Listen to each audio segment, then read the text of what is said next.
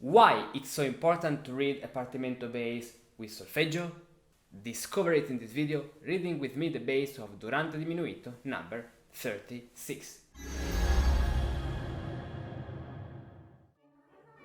Welcome to this new video. I'm Riccardo, I'm Musicus Practicus, and here on my channel I talk about early music, Partimento, improvisation, historical composition, solmization, solfeggio, and all the things that are necessary for a good and a precise approach to historical music composition. In this video we analyze together the Partimento bass of Durante diminuito number 36, and first of all the most important thing we're gonna do is to read it in the same way that Durante and old musicians used to read, in terms of notes, so with solmization, solfeggio.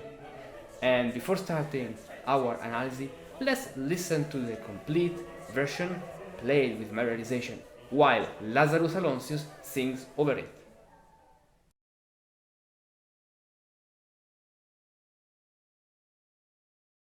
Mi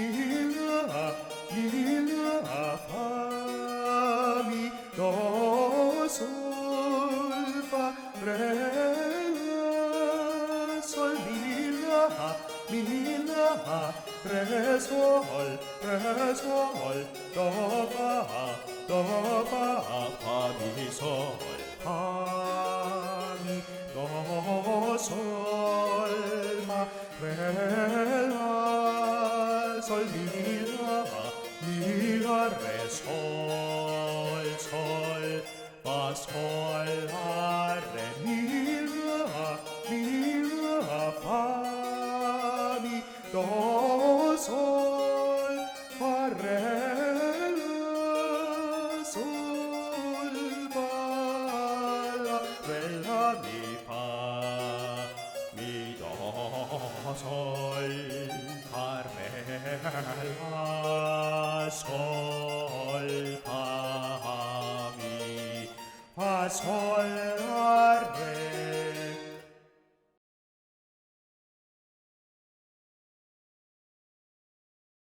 Perfect. And now let's come to our realization. So, as you can see, we are in E minor.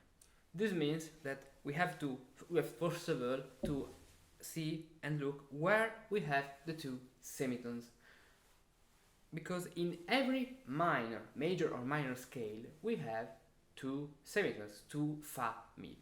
Because in solmization and in solfeggio, the fa and mi are in the two hexachords we use in a specific key. For example, in every major and in every minor key, we use always two hexachords. In this case, because we have a sharp in this point, we have a mi fa in this point. Mi fa. So let's go back. Fa, mi, re, ut, or do. So one of our two hexachords is here on D. D, ut. So D, ut. This way. Then here we have another semitone. And considering the natural scale, mi fa. So let's use another color like green. Mi, or let's write it here. Mi fa, mi fa, and so fa, mi, re, do, and here is our do. So we have two hexachords, do, re, mi, fa, sol, la, from G to E, and the second hexachord from D to B. That are the same we use in its relative major mode, so G major, because the sharp is the same. We have only one sharp in G major and E minor.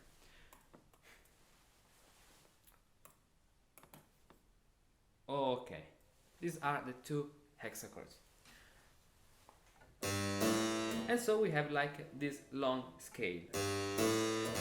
Re, mi, fa, sol, re, mi, fa, sol, la, sol, fa, la, sol, fa, la, sol, fa, mi, la, sol, fa, mi, re, ut. This way. So, how to read this with solfeggio? We can first of all name every single note, and I suggest you to start at naming every single note, because this way you are more conscious of what is happening inside the melody. So, because these two sharps, okay, don't belong to the scale, they are something added in order to have the melodic scale that implies a 6 chord that is like dominant tonic. Okay, we don't name these semitones with the sharp, so we call them with the natural name, the diatonic name. So we have this passage and we will say mi, fa, sol, la. So mi, fa, sol, la. So let's write here we are in this case in the green hexachord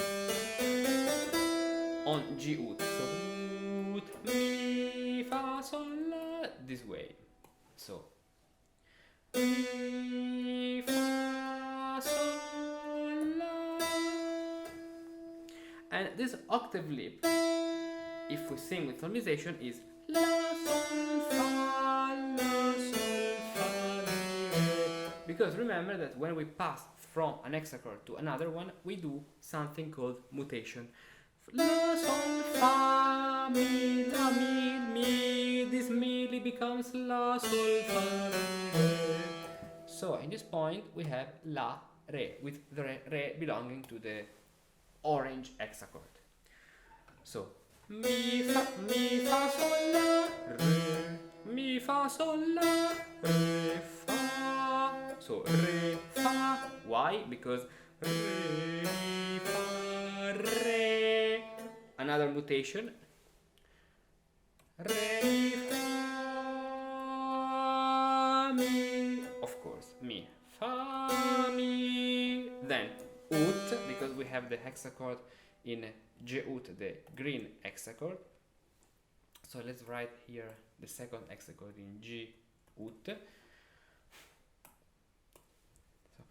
fa, mi, do, re, mi, fa, sol, la, sol. Okay, let's consider this as an something that we add like a vocal inflection. This is not something that changes the harmony in terms of modulation. Okay, it's like a vocal inflection. So do, re, mi, fa, sol, la, sol, fa. The reason is like if Durante wants to use in this point like secondary dominant chords. This is what we can describe this in modern terms in order to understand better what's happening. So fa, mi, do, re, mi, fa, sol, la, sol, fa, re, mi, fa, sol, re, mi, fa, sol, re, mi, re. Okay, and then we have re, do. That is our la, sol, la, because there is a relationship between re and la. So let's go by steps. So we have fa, mi, ut. Here I don't write all the notes because ut, re, mi, fa, sol, la, sol. They are in succession. Sol, fa, re. Considering the natural scale, re, mi, fa, re, mi, re, mi, fa, sol, re, mi, re. That is re, mi, fa, sol, re, mi, re, re.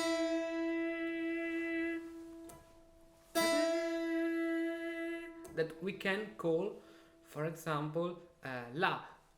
Why?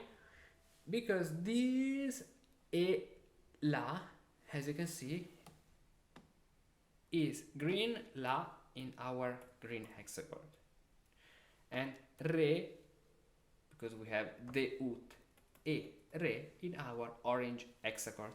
So La or Re. So we can say here Re because of the mutation.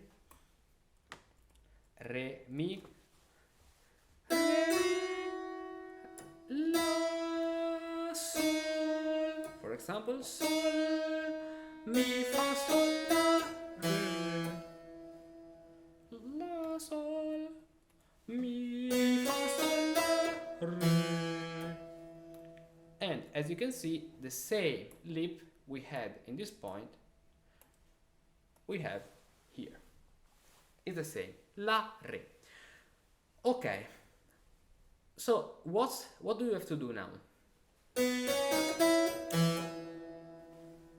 The passage, the conjunction point between solfeggio and partimento is that if you know and individuate what are the structural notes of the solfeggio, so we have to extract our structural melody, erasing for a moment the diminutions, we can know what are the notes where to put a new chord, a new harmony, for example.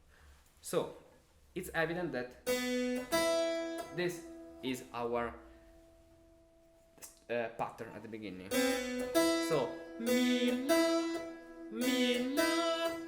fa mi, and then the interesting thing is that we have ut, sol, re, la, before a cadence mi la.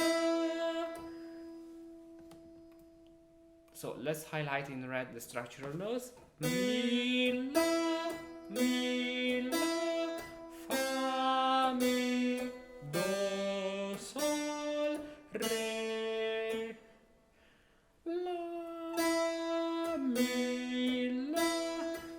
And as you can see, we have a beginning 5-1, 5-1. Then something like Phrygian fa mi, because it's 6, 5. We are talking about degrees 6 and degrees 5. Let's write in black. 6, 5.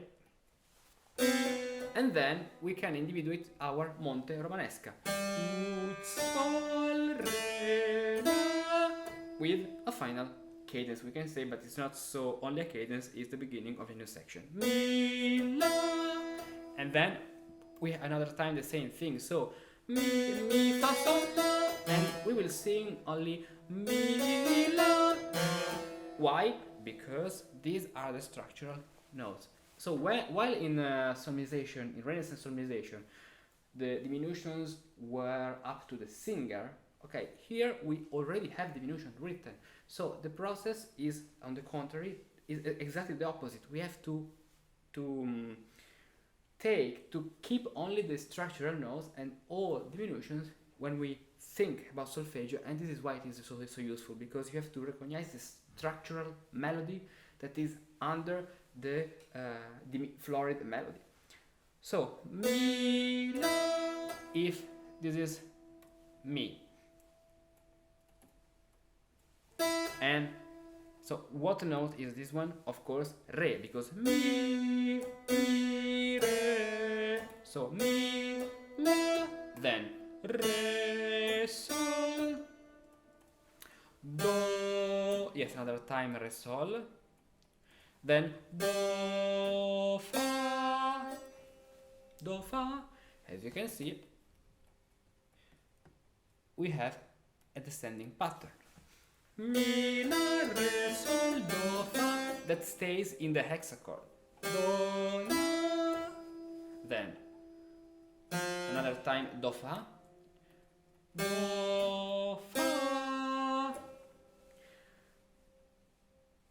And so all what is in the middle is a conjunction, a diminution, exactly as at the beginning. Now, let's continue. We have do, re, mi, fa, that we will sing do, fa, Fa. So what are the structural notes here? Fa, Mi, Sol, Do. Or this Sol, if we go up, becomes Do, Fa, because Do, Re, Mi, Fa. And if we go down, it's Sol, because Sol, Fa, Mi, Re,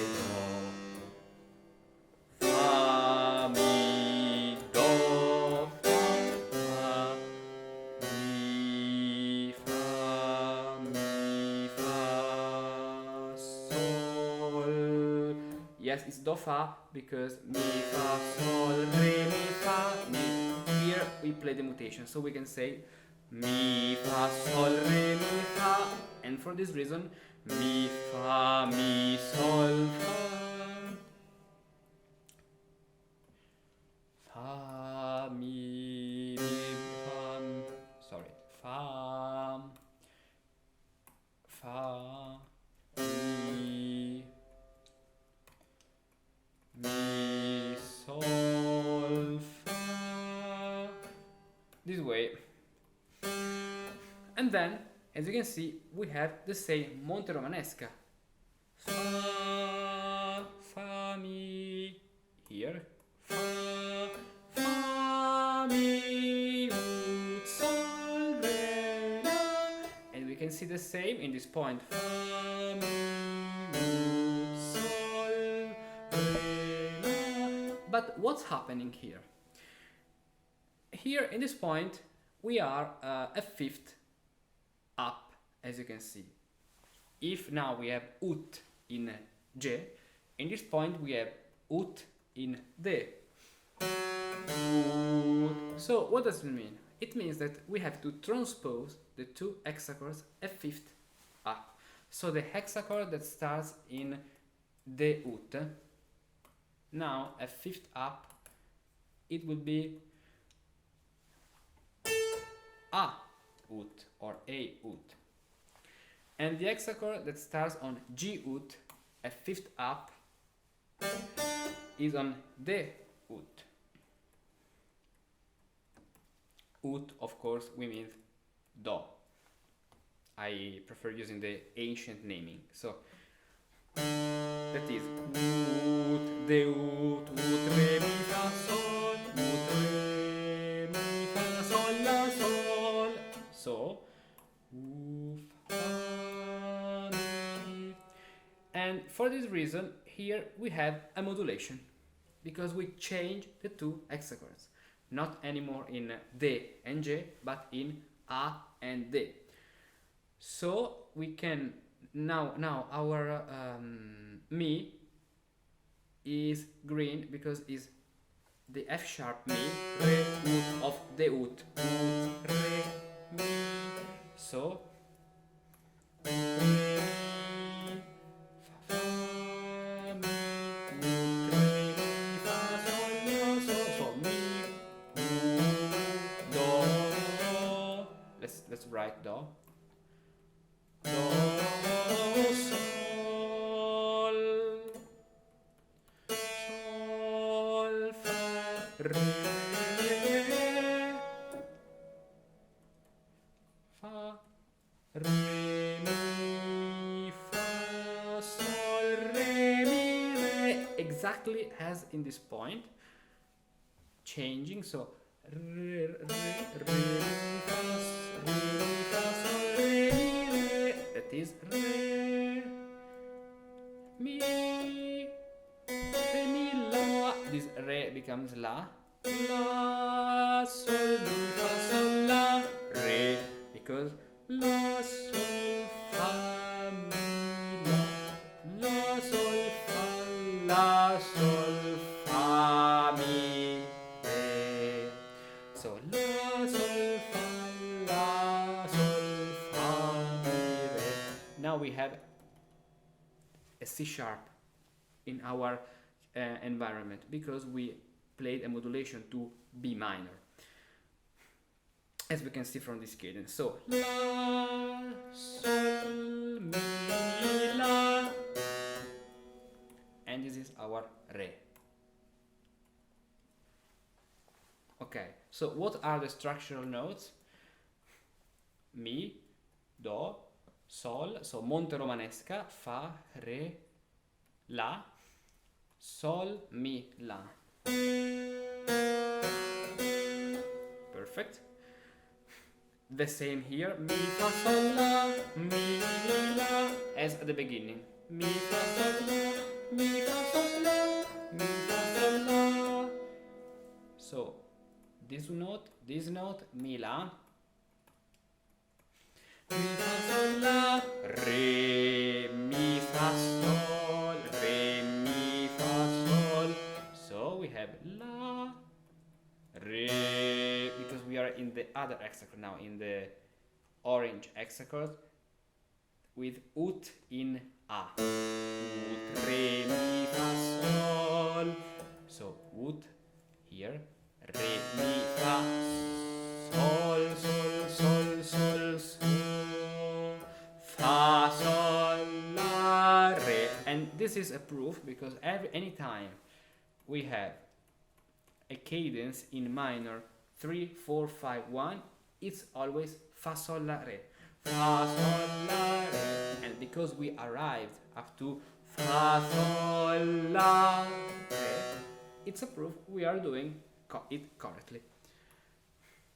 So now we have re, mi, fa, sol, la, as at the beginning. Now we come back to E minor. So mi, fa, sol, la, re, and we can keep mi, mi, la. So mi this way, mi, la, mi, la. It's exactly as at the beginning. So structural notes. The other structural notes here are this, and this one. I say that this is another structural note because, of course, at this point we change the chord due to the tied note pattern. So we have to merge solfeggio's melodic pattern to vertical partimento pattern, that is the tied bass. So 2, 4, 6, 6, 5, 6,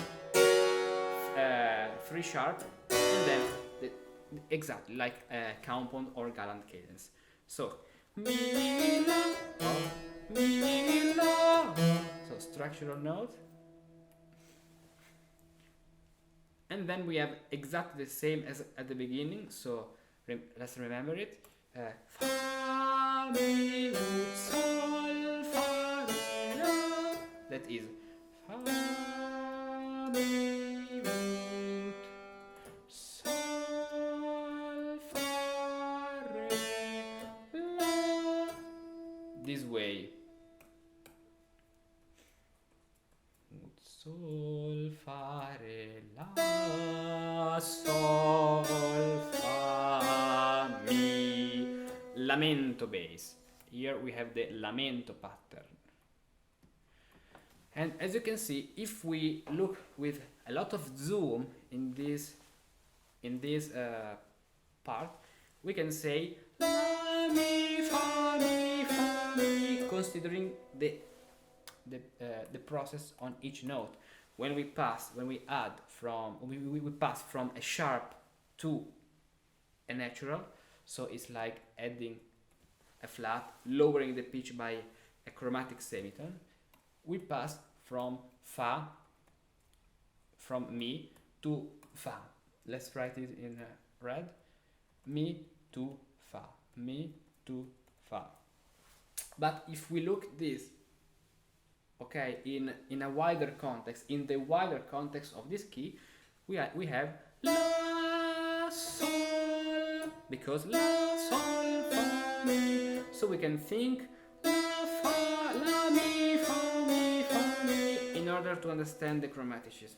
Singing is correct to say la, sol, fa, mi, thinking the chromaticism and singing the diatonic names this way. La, sol, fa, mi. Then mi, that becomes la, sol, fa, mi, re. So this is actually mi that becomes la in our new hexachord. So in the orange hexachord, fa, mi, sol, la, re. The hexachord in the ut. We said that now. No, it's green now. Yes, it's green because these were sol, fa, re. Exactly. Exactly, because in this point I didn't say it. We come back to our first two hexachords because we are in E minor and not anymore in B minor. So here the hexachord in the ut is orange. So this color, exactly. Fa, mi, green, that becomes la, orange.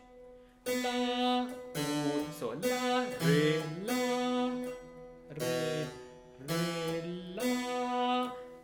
mi, fa, mi, fa, mi, fa, sol, fa, sol. So fa, mi, fa, sol, la, sol, fa, mi. As you can see, okay. Then the only thing is that in this point exactly I have to change to the green hexachord because la, re, la, mi, fa. We are an octave lower, so let's write with the right color. Fa, mi, fa, sol, la, and then again sol, fa, mi.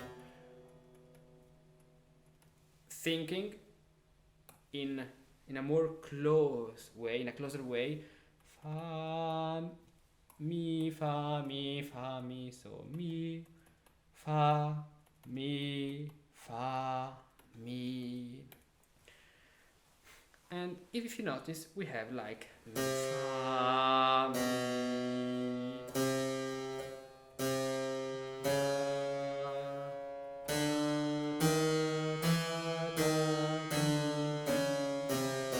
very interesting. Fa, mi, fa, mi, fa, mi, fa, mi, fa, mi. This is why it's better if we are able to read in both ways. So when we have a chromaticism and semitus, using mi and fa and using only the tonics names, because this way we can grasp, for example, the compositional intent of Durante in this point, that was the ascending chromaticism, because it starts from this B, mi, fa, mi, fa, mi, fa, it becomes fa, mi, fa, mi, fa, mi. And for this reason, mi, fa, sol, la, sol, fa, mi. So this way we can see exactly what is written behind the melody. That if we read with modern solfeggio, we can't do this. This is why it's so important to read and know how solmization and this, in this way, solfeggio, Baroque solfeggio work. Now, and at the end, because we have a minor cadence, as we did in this point, we have fa, sol, la, re, and because this re has its ut in de, its do in re, we write it in orange. So fa, sol, la, re, exactly. And now let's highlight with red the last structural notes this way.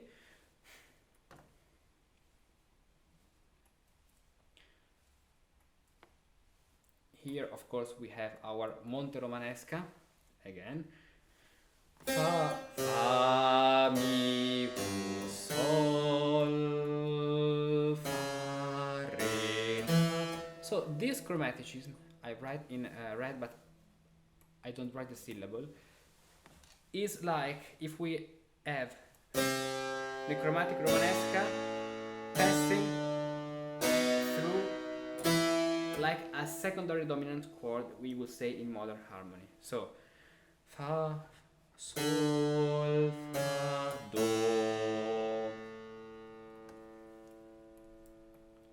do, la, sol, fa, mi, fa, sol, la, re. And this is the realization in solfeggio of our Partimento, of Durante Partimento number 36. Now let's play, before finishing, the structure of this Partimento only with the melody, so the structural melody of this Partimento. Mi, la, fa, mi, do, sol, re, la, mi, la, re, sol, do, fa, mi, sol, fa.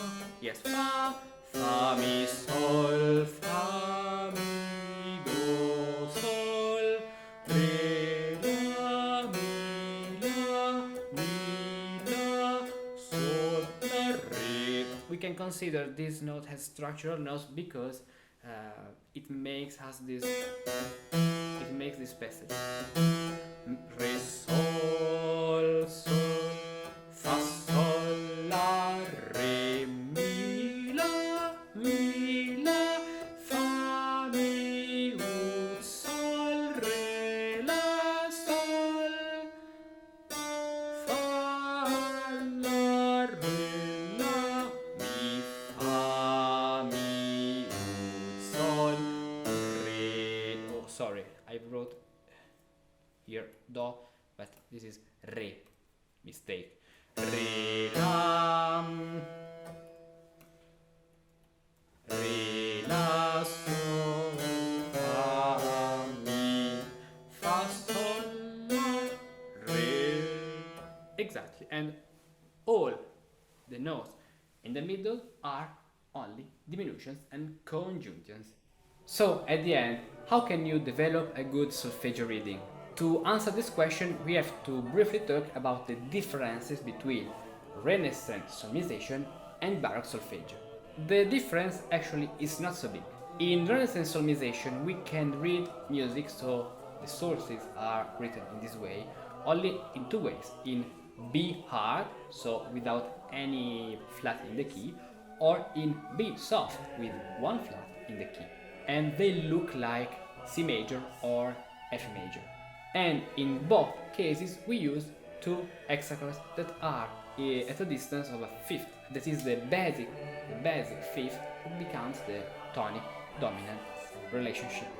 For this reason, in order to read music with Baroque solfeggio, solmization is the best starting point, because you can practice starting with only two environments, B hard and B soft. Then, while in Baroque solfeggio we have to extract, as we did, the melodic structure from every florid melody, in Renaissance solfeggio the process is the opposite. We have always the structural melody. Think any Renaissance line, especially sacred music. And we have the structure written, because diminutions or passaggi, they used this word, were up to the singers, so the singers used to improvise this. For this reason, starting with solmization is easier, because you start reading the structural melody and you become more conscious of what's happening in terms of mutations, and this is the most important thing, to understand in the best way how mutations work. And if you think you can't learn solmization because all these things seem, and I know, so complicated, I challenge you, because I know that you can. It's only a fact of change of mind. We have to change our point of view, and as I did in the past, you too can do it. You only need the right tools and resources in order to do that. If you are curious how you can do this, check the link here in the description to discover all the things you can have access to in Fa Mi Re Mi Fa e Tota Musica. A special thanks for this video to Lazarus. Follow him on YouTube and Instagram, link in the description, and see you in the next video here on my channel.